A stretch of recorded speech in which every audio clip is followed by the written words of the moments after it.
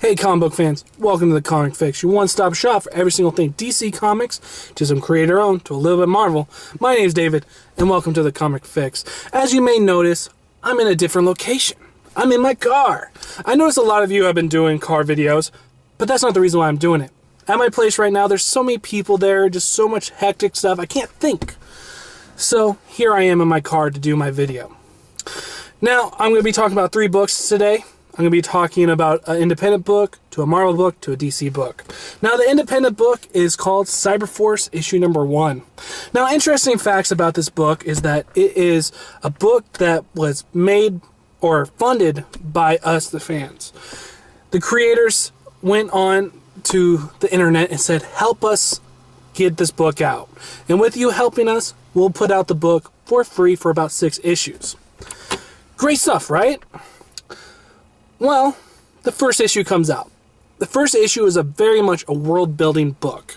Now, is that bad?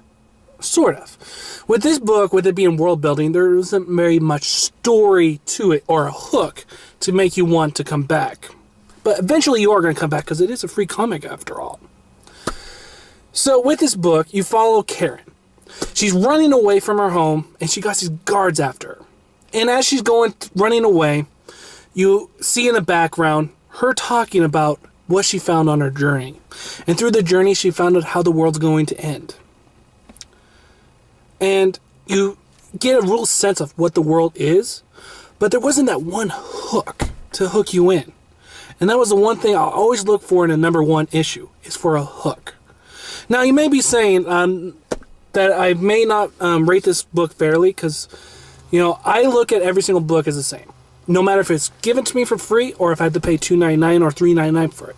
I'm going to give it a good score, and a score that I think I'm not going to be biased to it just because it's free. So, with this book, it's just really world building and there wasn't a hook. A lot of people are going to be enjoying this book, but I didn't really get a sense of what the purpose is of this book. Because you meet some characters and then they die and you don't feel anything for them. That's one really negative that I got for this book. The art in here, though, I really did enjoy, especially at the beginning. The beginning couple panels with seeing this one girl who's dead is just really powerful stuff, but you don't know who the girl is yet. And it was actually funny because when I read it for a second time to get my point, or to get some facts about it and just critique it, I noticed that. I was like, whoa, there's the main character right there dead. I forgot all about that the first time I read through it. Is that a good thing for a comic? For you to forget some stuff about it right after you read it? Because that tells you it's not a book that gets you hooked or gets you interested. But there is some things for some people. There wasn't really much for me. I mean, I didn't really care for the world. And a whole destruction, or a whole, steampunk type of book. I've seen it before, seen it done better. So in the end, it is free, but I'm going to give it a score which it deserves, and that I believe is a 1.5 out of 5. I am going to be picking up the next 6 issues because it is free after all. But if it wasn't, I would easily just toss it aside and not think back, or not look back to what it could be. But hopefully in the 6 issues, it actually can get a hook. Because it feels like the main character that we're following in this issue is not really the main character at all. Which that's kind of funny to say. So, in the end, got a 1.5 out of 5. Now, a book that I absolutely love. I mean, this series has been good from the get-go. And what that series might be? Well, it's Hawkeye issue number 3. I absolutely love this series. I mean, everything that Matt Fraction is doing in this book is just beautiful. And every single issue is an independent issue. It's an issue I can easily tell people, go jump on at any point. You don't have to know what happened in the last issue to enjoy this issue. The art in here is superb. Who is it? Aja Hollingsworth. Beautiful job. I mean, seeing Matt Fraction and Aja, how they're working together, is beautiful. I mean, this is easily my favorite comic, I think, in the DC or Marvel line. And that's a hard thing to say because there's so many good books. There's Batman, there's Wonder Woman, which I read. There's even The Flash. But no, it's Hawkeye. Just for how simplistic it is. And you could just read one story, finish it up, and just have a smile on your face. Now, the storyline is very simple. We got Hawkeye, Clint, who is going through his day, and we're going through the 9 mistakes he made through that day. And how they all come back around in the end. And one thing that Matt Fraction does in this issue is that he has an emphasis on the arrows. And I love it. And just like everything about this issue was just so gorgeous. There was nothing wrong that I saw with this issue. The way that the story develops throughout the whole entire thing is just flawless. This book is great. If you're not reading Hawkeye, what's your problem? It's $2.99. It's not like what Marvel usually does with their books that are really, really good and just jump up the price. No, they got it for $2.99. And hopefully it stays that way. Because this book is taking off like nobody's business. And what does Marvel usually do when that happens? They bump it up to $3.99. Will I be willing to pay that for this book? Yes. But would I? No. Because what Marvel does with their books is that a lot of times, after the 6th issue or whatnot, the next month, they have a volume come out for that book. And that's one thing I like about Marvel, is that they're not afraid just to throw their collections out there.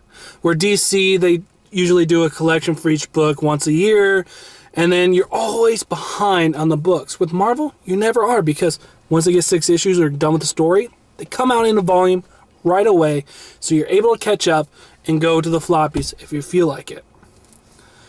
So, if this book stays at $2.99 and keeps up with this great storytelling, and I know you guys all seen it, where you see that one panel of Hawkeye and he's jumping out the way of bullets and he's naked, and you see the best censorship ever. I will show you that page, but everybody's seen it all over the place. So, there's great stuff in this book, great writing, great artwork. This book is just gorgeous. Go pick it up right now. This is probably going to be my pick of the week, but we never know. There may be another book that'll come in and be like, ha, I'm the pick of the week. But just know, Hawkeye, issue number 3, is a great time, and anybody will have a smile on their face after getting done reading this. Matt Fraction, you're great. And this is my first book I've really read of you. And you are easily becoming my favorite artist. Or not artist, but writer. And Aja, I know you're not going to be on next month's issue. You're going to take a month off or whatnot. But I'm going to miss you next issue. And I'm wondering how affected is this book going to be with the book not having the artist on there. I would actually prefer for this book to be pushed back a month, so that Aja can do the issue, and we can keep the flow going. Well, that's one thing I don't really like what DC or Marvel does, is that they have new artists come on just to do a substitution, and then the next month the regular artist is on. Why can't they just do this where, like what Image does, says, if you guys can't get a book out in that one month and have it as great as it could be, wait until next month and put it out. I mean, I would rather quality over quantity. So, if I didn't give it a score, it's a 5 out of 5. And I've given every single issue of Hawkeye a 5 out of 5. Great, great stuff. Now to a book which I wasn't as happy about going into it. And that's DC Universe Presents Black Lightning and Blue Devil. Oh, I noticed that there's a glare on there. Let's see. Is that better? Yep, that's better. So Black Lightning and Blue Devil. The storyline is Black Lightning and Blue Devil are going after the same goal, to take down this mob boss. Now, the way that they're doing it, they're not working together, so eventually they're trying to stop them, and eventually they fight each other. I mean, I've seen this so many times before. That was the one really negative. The cool thing, though, is what they do with this book. And since it being Blue Devil and Black Lightning's first time in the New 52, we get kind of an origin story for Blue Devil and Black Lightning, and to see where they are in the New 52. So that's really cool. One thing I gotta say, I love Black Lightning, how It's not because he uses lightning as black, that's the reason why it's called Black Lightning. No. Well, in the New 52, when the lightning comes, it's all black. So that's the reason why it's called Black Lightning. Not because he's a black person. That was a cool little extra stuff that they put in there. Now with Blue Devil, he's not actually a devil. You find out he's actually wearing a suit that gives him these superpowers. And how the effects of the suit has on him, well, it's going to be interesting to see in the coming issues. Now with the DC Universe Presents, it's cool to see that DC's like, okay, we're going to give a guy a try, and an artist, to see if we want to put him on other books. So we give him this book, we give him a story to tell, and see how good he can be. I think that this chemistry, or the potential of chemistry between writers and artists, is going to be very good for DC. Now, is it in this book? Not really. I mean, the artist, he does a good job on some points, but then he just lacking in others. The writer, I thought the writing was a little off at times. But this is just a little test for some artists and some writers, I believe. So, is this a good book? Not really. I didn't feel a cohesiveness between it. It was a cool story, but there was just something missing. There was still not that hook to hook you in. Even though you do get a death at the end, but a death you've seen so many times before. But am I going to continue reading it? Yeah, I am, because I like to support DC Universe Presents, because I like to see different stories in the DC Universe. And I think that'll be cool to see what future stories they're going to tell.